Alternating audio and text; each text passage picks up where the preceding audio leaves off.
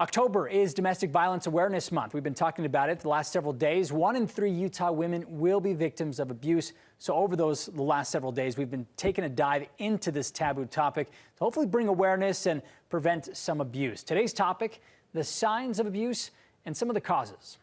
So the signs of domestic violence and abuse can be very obvious, or they can be completely invisible.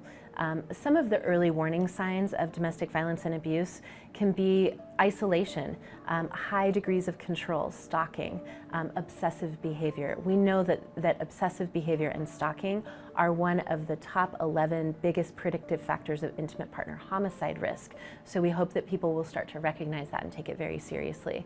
If someone is becoming controlling and obsessive, if they're monitoring your social media and your phone and your communication, if they're cutting off your access to your natural supports, your family and your friends, that's a very concerning red flag and something that we need to pay attention to. Other forms of abuse, including financial abuse, if people don't have access to basic living supports every day, if they aren't able to manage their own finances, if their work schedule is being highly controlled by their partner or loved one, that's a concerning sign as well. Some more obvious signs, that we expect to see would be physical violence, but sometimes physical violence is intentionally perpetrated in a way that doesn't leave obvious marks. Domestic violence and abuse tends to happen gradually over time. We don't usually go on a terrible first date with somebody who's scary and look forward to a second date, right? So this tends to be something that's gradual, that happens over time. Over time, as additional stressors enter into people's lives, I think violence and abuse and risk can escalate with stress. That doesn't mean that it's okay, right? Domestic violence and abuse are choices. We choose to perpetrate abuse and control. It's not an accident. It's not due to mental illness, right? People with a behavioral health disorder, a mental illness, are much more likely to be hurt by someone than to actually perpetrate violence. So I want to be really careful there and help people understand that this is something that is a choice, and it's the choice of the person who's perpetrating the violence and abuse.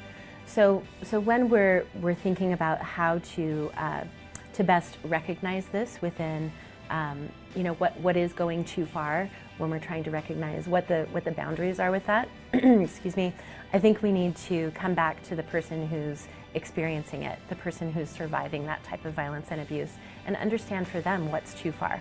What isn't okay with you? What are your boundaries? What's okay, what's not okay?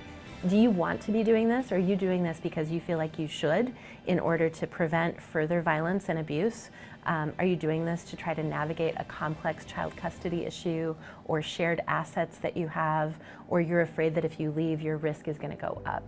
So understanding that it's really important to talk with a survivor. The person that is surviving this is the one that's the biggest expert in that situation and understands the reality of what they're dealing with better than anyone. If you or someone you know is a victim of domestic violence, or maybe even a perpetrator, there is help for everyone. Just call 1-800-897-LINK. That's 5465. The Utah Domestic Violence Coalition is prepared to help get you those resources on your terms, and you will not be forced to disclose any information you don't want to.